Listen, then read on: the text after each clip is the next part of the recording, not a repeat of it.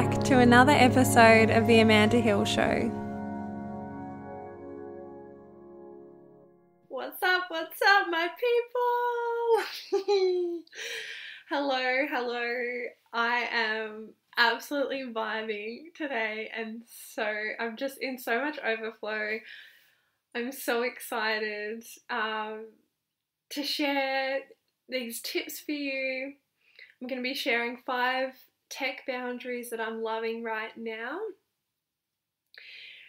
But before we jump in, I just want to welcome all of the long haulers, all the regular listeners. Welcome back to the show. And also want to welcome anyone who's listening for the first time. It's so good to have you here. And I hope this message finds you. Well, not I hope, I completely trust that this message finds you in the perfect time and way. I'm sending lots of golden sunshine energy. I'm actually sitting in the sun now, recording this for you. So just sending a whole lot of beautiful warmth your way. Thank you for taking the time to be here with me. First of all, I just want to jump into something that's time sensitive. I do want to share a little update at the end of the episode about the opportunities that are here this year for us to make magic together. But first of all, something that's very time sensitive is that next week, the 20th to the 22nd of April 2021, so it's this coming Tuesday at the time of recording, I'm holding a free 3-day challenge. It's called Thrive Like a Queen. And I know many of you listening in will have already jumped in because I released it yesterday and I've just logged on this morning and 50 of you have already registered and I'm losing my shit. I'm so grateful. I'm so excited. I can't believe it. I'm so thrilled, honestly. And so if you haven't jumped in, if you feel the call, if you'd like to spend 3 days with me and this incredible sisterhood, you are invited. Come and take your place. You deserve this. I have so much to give you. I have 3 days of live training. So every day there's a live training with me. And if you can't make it live, you can always watch the recording so it can fit in with your life. There is a delicious playbook with all of the process that I'm going to be guiding you through and the actions. There are going to be daily actions for you to take. Now, because this is guiding you away from overwhelm, I don't overwhelm you at all. Less is actually more for me. So really potent, aligned action is what I'm all about. And we have our Facebook group, which is where you can stay accountable and inspired and connected with other sensitive, intuitive, down-to-earth, basic bitches, cosmic goddesses. Can you hear the call? The Queendom is here. Come and join the fun. All you need to do to register is go to www.amandahill.com.au, find the Magic With Me tab, go to Thrive Like a Queen, register. It takes 5 seconds. Make sure you confirm your email and request to join the Facebook group so that we're all ready to go for Tuesday. It's going to be magic, and so many of you have told me in the last 24 hours that this feels like divine timing. So in the group I have women I've known for years, women who've done all my programs, women I went to uni with like new people, just so many of you from so many different aspects. And I'm just excited to see it all come together and for you guys to feel so seen and so understood exactly as you are, and really get a taste, an experience of what it feels like to thrive in your way. So the 3 days is designed to help you let go of anything that's holding you back, commit to what you deserve, and embody your most thriving self. So if that sounds like your jam and you'd like to make the most of this free offering, need I say it again, jump in, register. I can't wait to be with you and love you up in there. So today's episode, if you have ever felt overwhelmed by technology, I just want you to know you're not alone, and that this whole increase in technology is so new for all of us, and no one has this figured out. And if someone says they do, I would hazard a guess to say that they're lying. And I'm always reminding people of this, like, we are new. Treat yourself like you would a toddler with this sort of thing, because we're still finding our way with it. It's so new. But I notice for sensitives like me, this is something that can really overwhelm us, being this contactable, having this much energy in our field. So it's something that I'm so aware of and that I'm always experimenting with. So the ones I'm sharing you today are what I'm loving at the moment. It's always changing. I'm always tweaking. And if my energy is feeling a bit off, this is one of the first places I look, is my relationship with technology. Because technology itself, I believe, and I believe this because it's a belief that serves me, I believe that technology has a neutral charge. So it's up to us what we want the relationship to be. So many people are stuck in this like victimhood and blame around technology, like technology's so shit, technology's ruining my life, da da da da da. No, it's your relationship that you're having with technology. And again, it's not about being hard on ourselves, because we're all new to this. So it's being gentle with yourself, but just knowing that you have a massive part to play in this. You have so much choice in this. You can, and I want to offer this for everyone listening today, you can have a really positive relationship with technology if you want it, if you want to choose that. So that is my commitment with myself, is to have a positive relationship with technology. That doesn't mean that it's positive 100% of the time, because I'm human and I'm learning and I'm experimenting and I'm getting it wrong and I'm getting it right.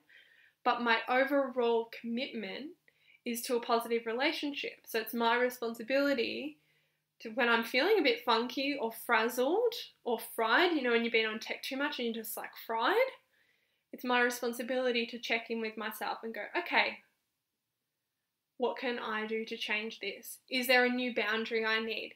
Is there an old boundary that used to work really well for me that I want to bring back in that's slipped up recently? You know, playing, experimenting, getting it wrong, getting it right. Humble yourself. You don't have to get it right all the time. But know that you have so much choice in this, and if you want to, commit in this moment that overall you'd like to have a positive relationship with technology.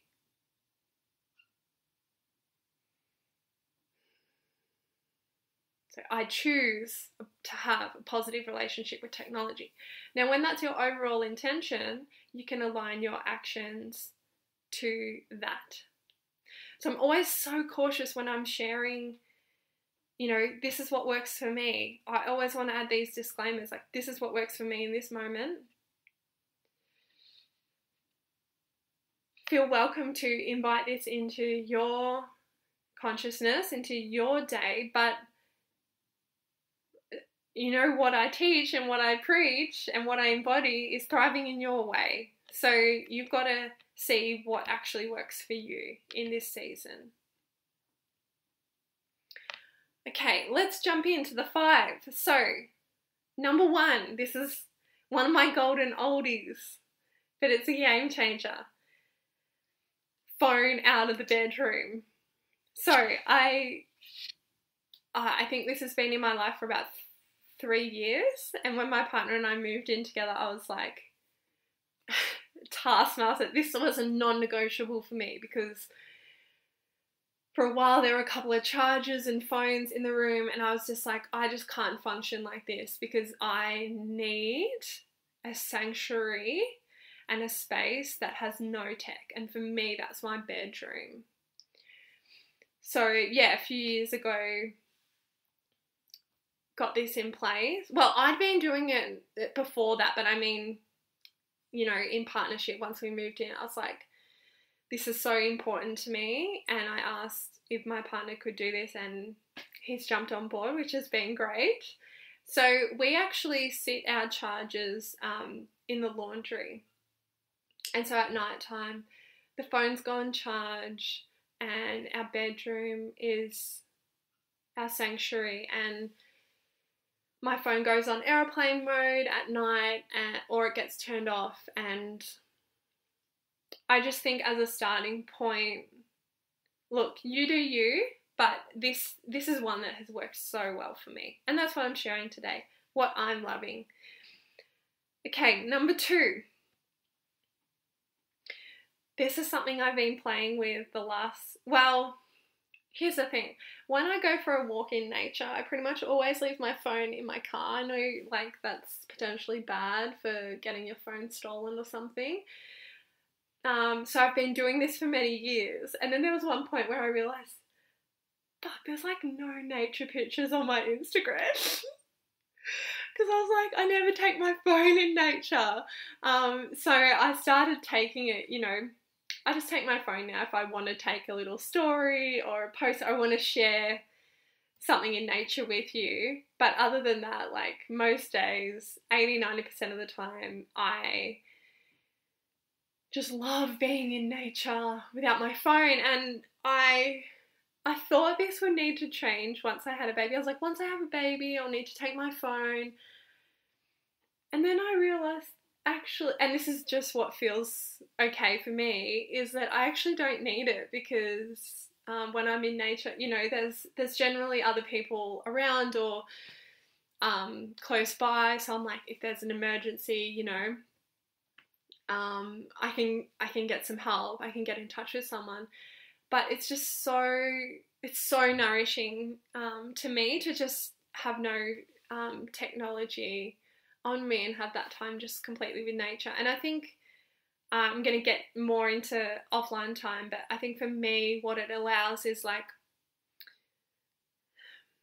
it's about not having the phone on you, but it's also like not having to make the decision of whether you take a photo or whether you text that person that you just remembered you need to text. It just, you know, I think with technology being so closely linked to us, like, we are making so many decisions in the day, like, oh, do I check my social media now? Do I check my emails now? Like, if you think about it, we're actually having to make, like, all those little micro decisions, so many more than what our nervous system is used to. So that's something I really enjoy about, you know, when I have this time in nature, or, you know, when I'm in the bedroom, is just like, that decision is not there. It's actually taken away. So I can really, like, switch off and unwind and just enjoy just enjoy the magic. So yes, this is something I've done for many years, but what I've been trialing over the last couple of weeks is actually leaving my phone behind in other situations. So, like, going to the cafe, driving to the cafe, leaving my phone at home. I actually don't need it. Again, as I said, if I know I want to share something with you guys online and I want to get that photo, or I want to take a video of Sophie and I on the bike. I've got a bike with a bike seat that my daughter can go on the back of, and I love taking a video because it's just like the cutest thing, her with her little helmet. It says Bluey on it. It's just like the cutest thing ever. So I love to share that. But yeah, I've been playing with, okay, so if I'm going to the cafe or if I'm going to the shops or if I'm meeting up with a friend, like letting them know beforehand, like, hey, I'm playing with not taking my phone places. We've organised to meet at 10, I'll be there.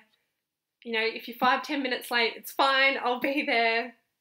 You know, if I'm 5-10 minutes late, I'm feeding Sophie or just mum life, but I'll see you there. And something about this over the last couple of weeks is just like sweet music to my 90s soul. I was born in the 90s, just before the technology, and I often get so nostalgic and sentimental just about the, you know, the pre-tech life. And it brings me back, like, these little rituals or choices, like just not to have my phone. Because, like, the other day I was out and I'd just been to the cafe and I had a meeting that I needed to get home for, and I was like, oh, I don't know the time and don't have my phone, so just ask someone what the time was. And it was just such a beautiful little interaction. And yeah, I know you know what I'm talking about. It's just this beautiful, yeah, nostalgic feeling, and just this spaciousness, this like back to basics, which I think is what a lot of us also felt during COVID. I know we're still kind of in it, but like during the lockdowns, I really felt this connection back to the 90s, back to when I was younger and there was a much slower, simpler pace.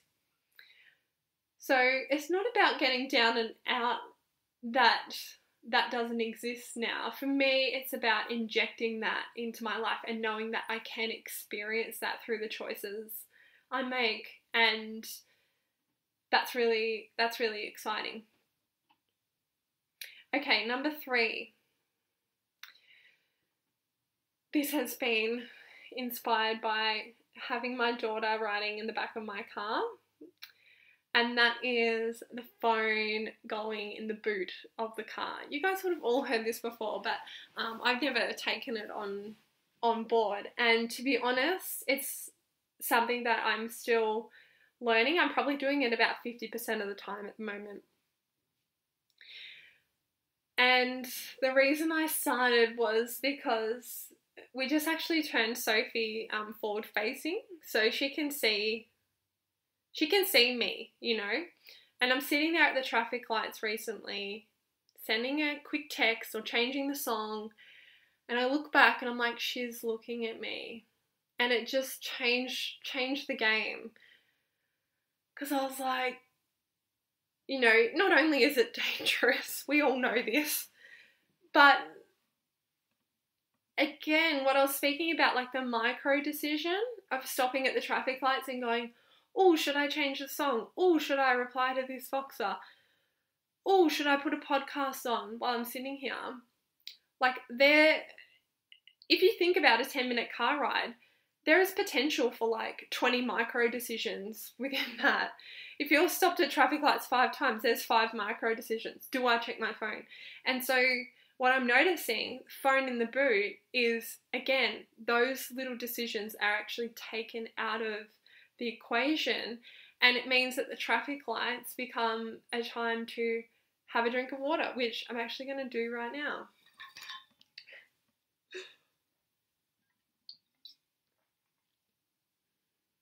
I'm going to take a breath because I'm absolutely vibing. Guys, I'm in my summer. This challenge is going amazing. You can probably feel I'm vibing. So a breath and some water is a good idea. Having so much fun. You know, and you just feel like I'm just in the vortex, I'm in the channel. I'm in the sauce.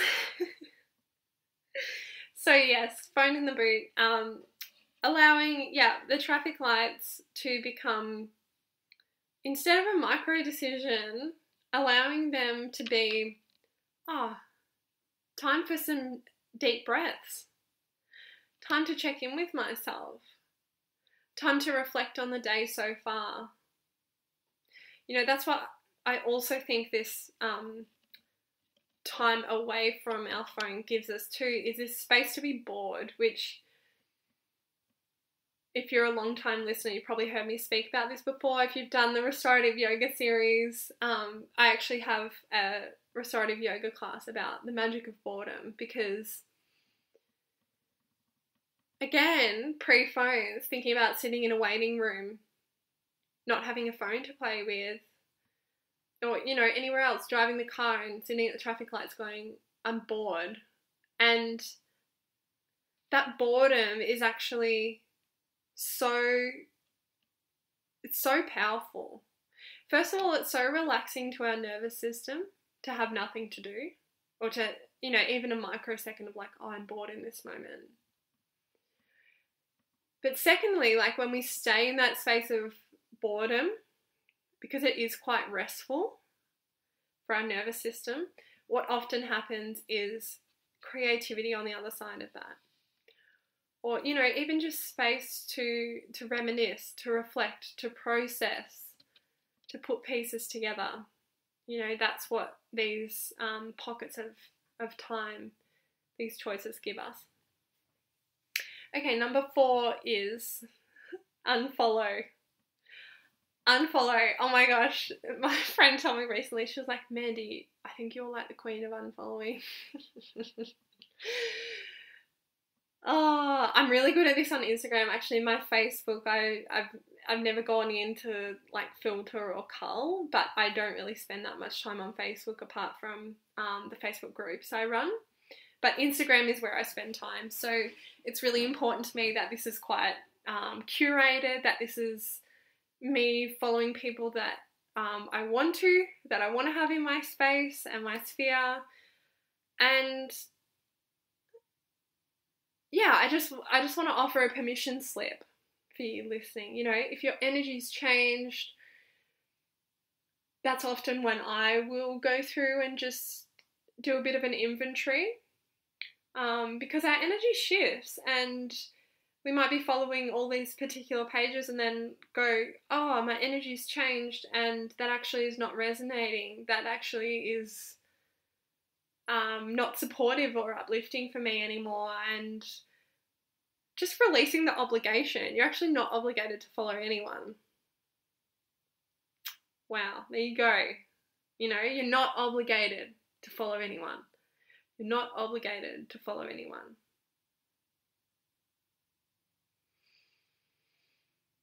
Permission slip. I always find a lot of spaciousness comes through after I do an unfollow, and it feels like a really lovely self-care for me.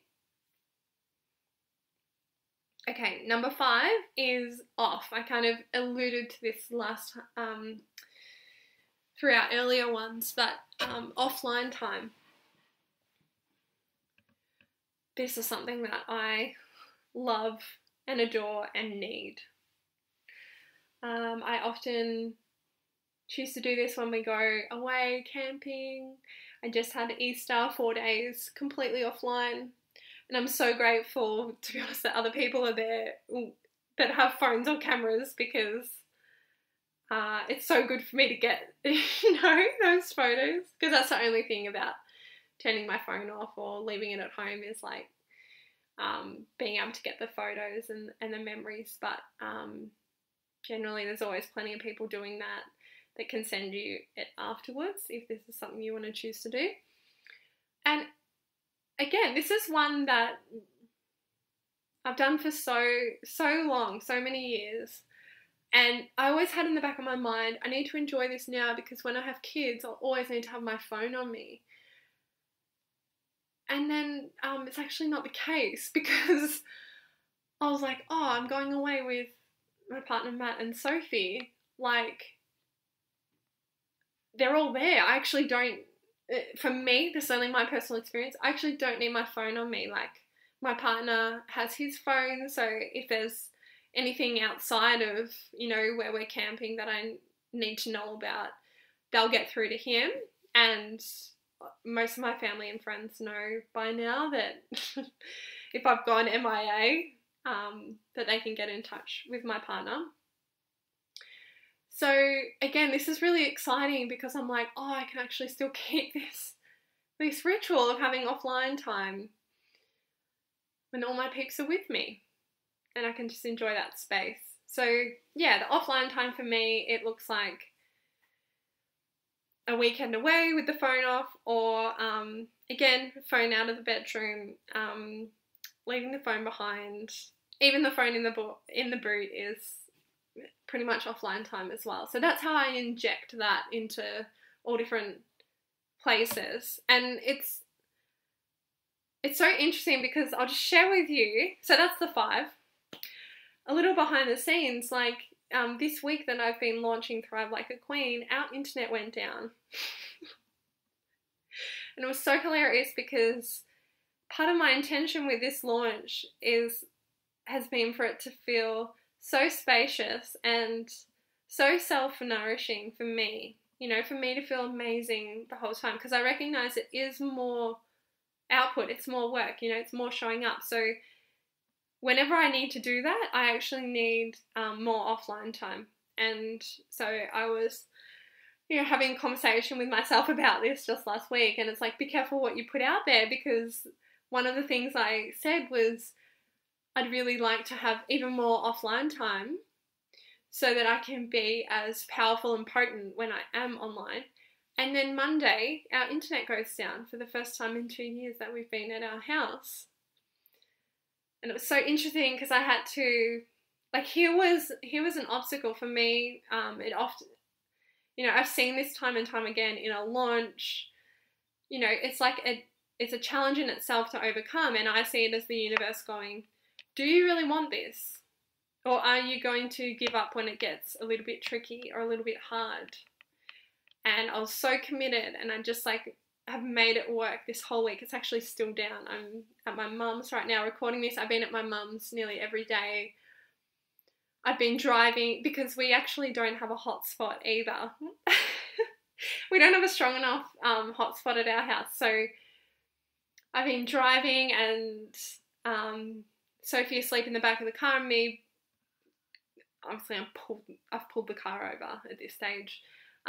Me getting out my laptop and hotspotting, you know, parked on the side of the road. That's what it's looked like this week behind the scenes. But it's been totally fun, and it's been so amazing because I've actually got the experience that I've asked for, because whilst I've been at home, I haven't been able to check how things are going or how many people have signed up for the challenge. And I got the coolest surprise this morning when I got to my mum's house and logged in and saw that 50 people in 24 hours had signed up for the challenge. And, oh, that's a whole nother tangent of like business launchy stuff I could go into. So I'll just leave it at that for now, but just a little behind the scenes insight. So when it comes to the tech boundaries, an overview, number 1 was phone out of the bedroom. Number 2, playing with leaving phone behind. Number 3, phone in the boot when driving. Number 4, unfollow. Number 5, offline time. So with boundaries, you don't want to be overwhelmed, and I don't want to overwhelm you with this podcast. So my recommendation is to choose, if you're feeling called, if you want to upgrade your relationship with tech, step into a more positive relationship and it's time, choose one that I've mentioned to play with this week, or one that has come through intuitively for you just while you've been listening to the podcast. Yeah, so I always want to leave room for that. I actually don't have all the answers here. Your intuition is number 1. So either choose one that I've mentioned or something that's come through intuitively for you. And I would recommend playing with it for this next week. So grab your phone out and pop in the calendar. And don't skip this step. Girlfriend, I'm watching you.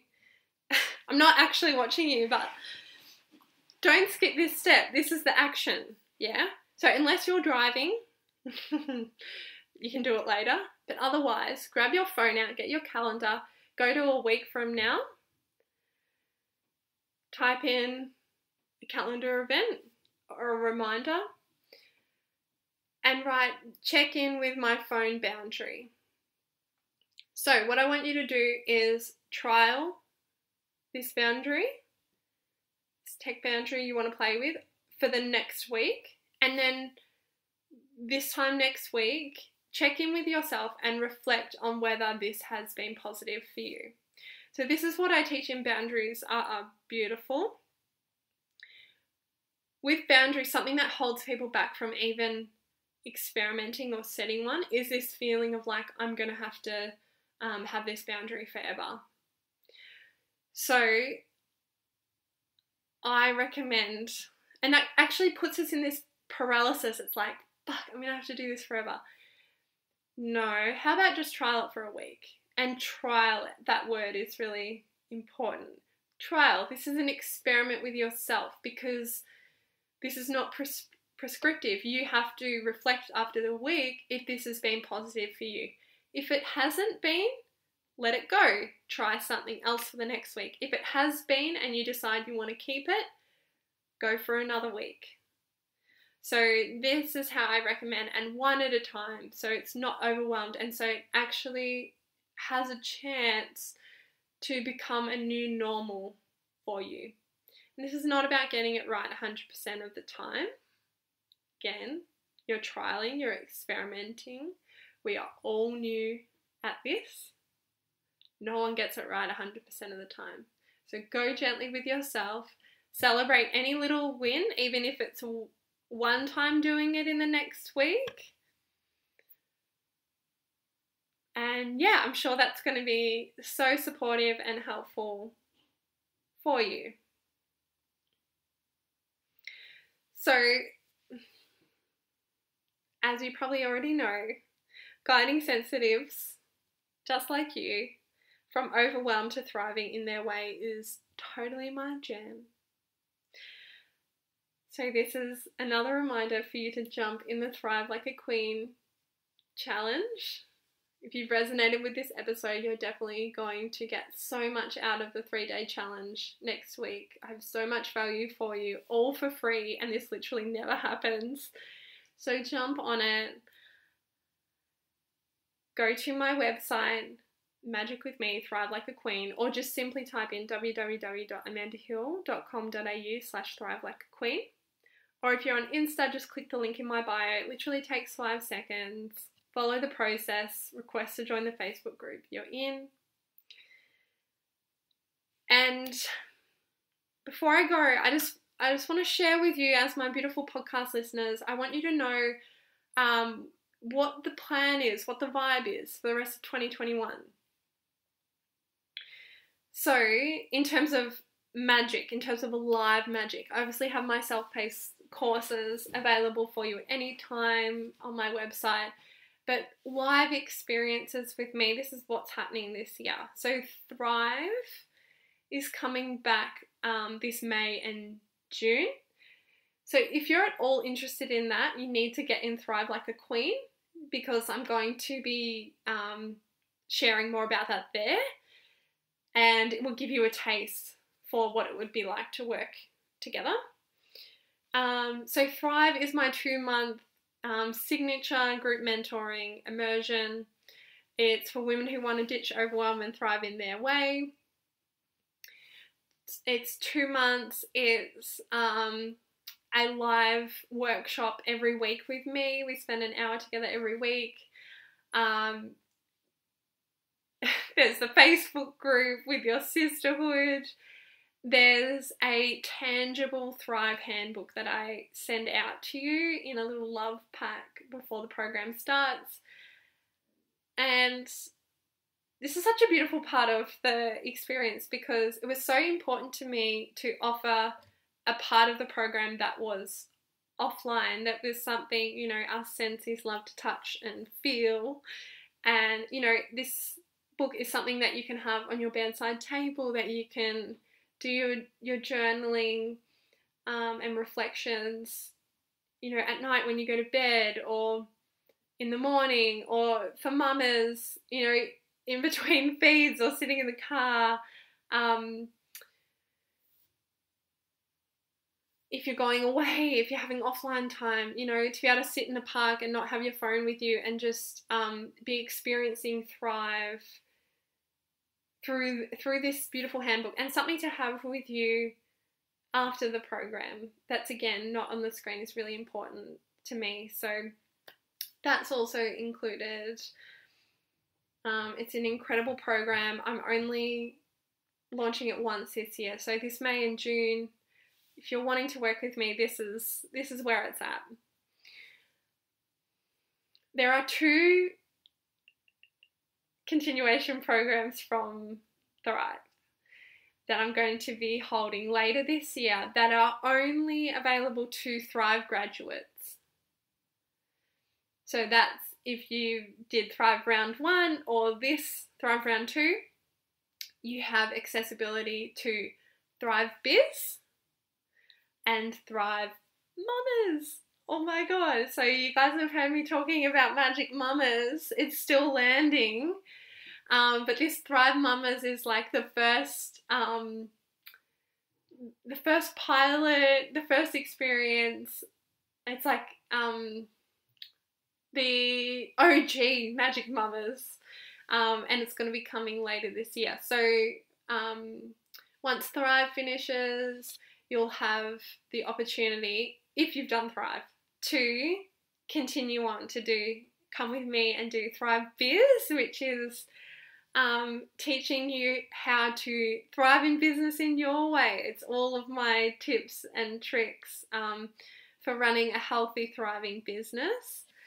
And Thrive Mamas is just going to be this beautiful space for mamas to come together. And it's for the mamas who are committed to making motherhood magical.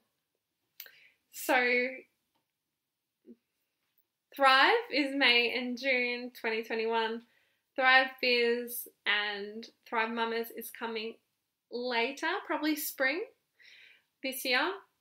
And they're only available to Thrive graduates. So all in all, if you're listening to this before Tuesday the 20th of April 2021, all you need to do is get in the Thrive Like a Queen challenge, because that will give you the taste and will help you decide if this energy is for you, which I know if you're listening and loving to this podcast, it definitely is.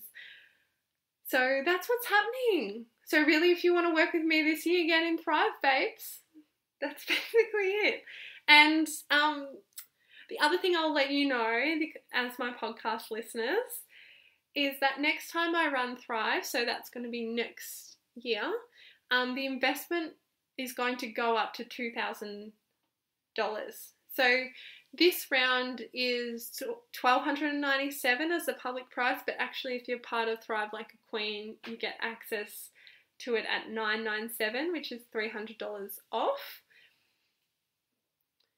So that's the early bird. Yeah, so I just wanted to let you know that if you're thinking about it, like, timing is so, I really honour your timing. So if you know that you'd like to be part of Thrive, but it's probably next year, awesome. But I just want to let you know regarding the price increase for next year.